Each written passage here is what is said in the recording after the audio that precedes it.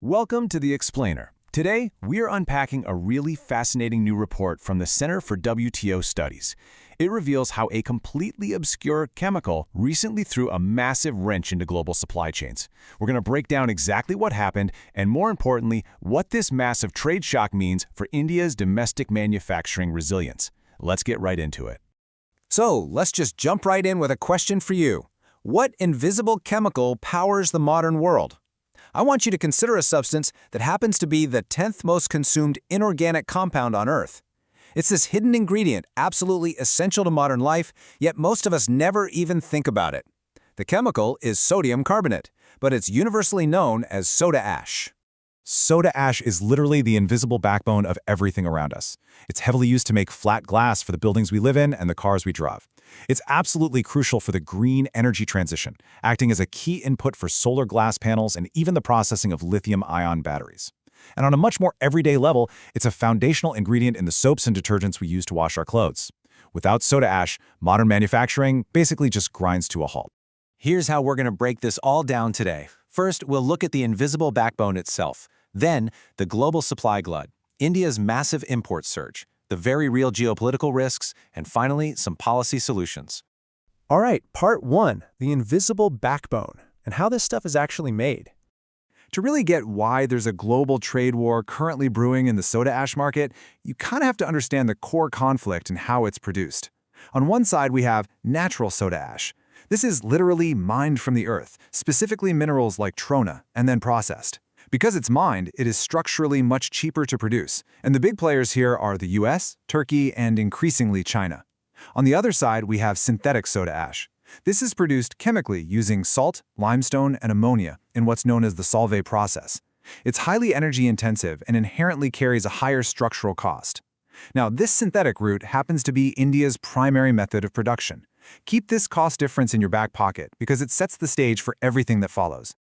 Which brings us to part two, the global supply glut and how trade completely changed direction.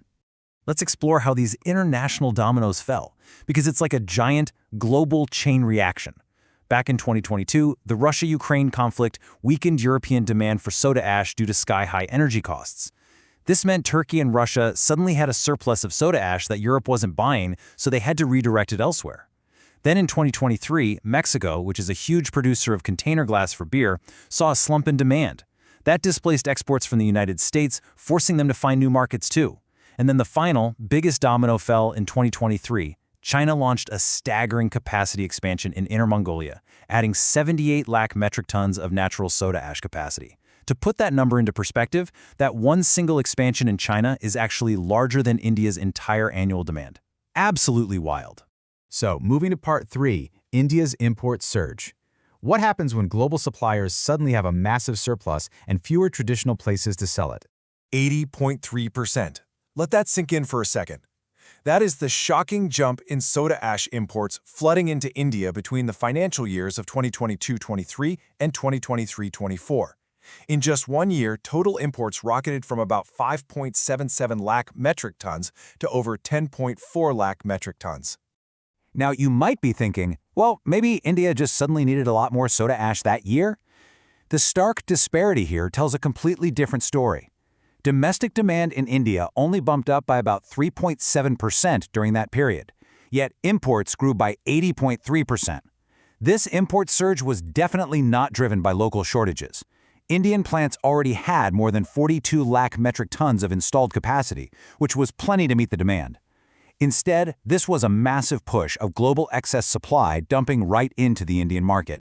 And how did they manage to push all this extra supply into India? By absolutely slashing prices. The average landed price of these imports fell by a massive 42.8% from its peak. So the crucial takeaway is this: surplus global imports completely flooded the Indian market at heavily discounted prices. In fact, the report notes that countries like Turkey and the US were frequently selling soda ash to India at prices significantly cheaper than what they were charging the rest of the world. That takes us to part four, geopolitical risks and the real supply chain threats hiding here. This exposure isn't just about domestic companies making a little less money. It is highly concentrated and a direct threat to India's strategic security. Look at this. Nearly 88% of India's soda ash imports are concentrated in just 4 regions. You've got Turkey at 37%, the US at 22.2%, the Iran/UAE bloc at roughly 16%, and Russia at 12.5%.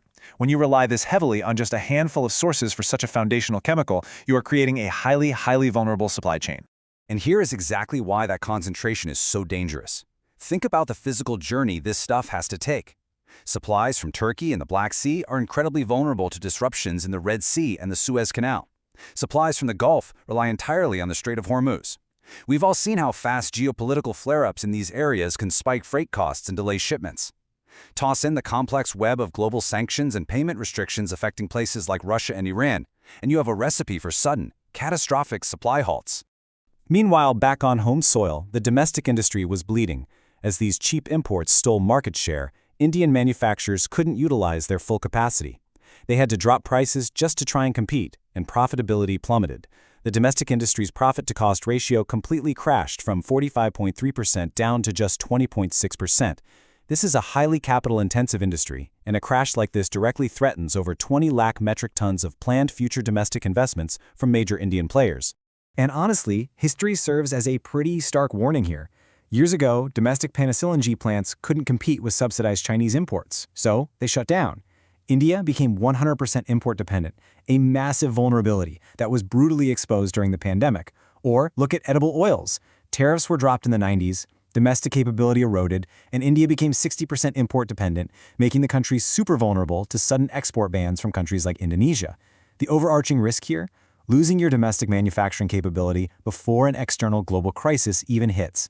Once those local plants close, you are entirely at the mercy of global supply chains. Which finally brings us to part 5, policy solutions, and how to actually build some resilience. The primary tool the report proposes is a safeguard quantitative restriction quota. Now, I know that sounds highly technical, but it's essentially just a calculated import ceiling. It's designed to prevent further injury to the domestic industry by capping the flood of cheap imports, while still preserving enough access for essential downstream users who might specifically need imported soda ash. Think of it as a balanced trade remedy. It provides volume discipline without acting as a total flat-out ban.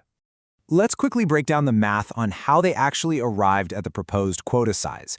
They looked at the pre-surge baseline, the average imports between 2020 and 2023, which was about 6.2 lakh metric tons. Then they added a really generous buffer of about 1.13 lakh metric tons to account for expanding Indian consumption. Put those together and you get a proposed first-year quota of roughly 7.33 lakh metric tons. It's smart because it factors in historical norms while allowing healthy room for the market to grow. Now, a super common concern with trade quotas is that they might drastically raise prices for everyday consumers. But the report actually ran the numbers, and the estimated cost impact on sensitive downstream industries is highly limited. For your everyday laundry detergents, the impact is estimated at just 1.67% of the maximum retail price. For flat glass, it's about 2.52% of the finished product price. Honestly, it's a very small premium to pay to guarantee your entire domestic supply chain doesn't just collapse.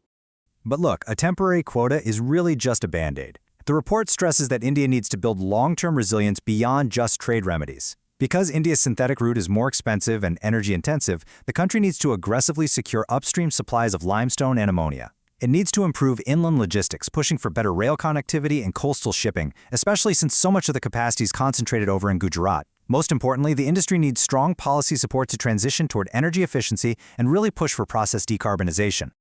Let's tie this whole thing together with a direct quote from the report that pretty much hits the nail on the head. The larger risk is the erosion of domestic capacity before disruption occurs.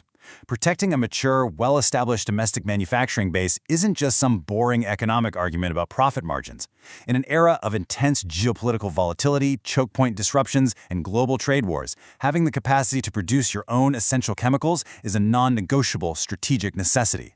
We've just seen how global overcapacity in one obscure chemical can rapidly threaten the industrial security of an entire nation.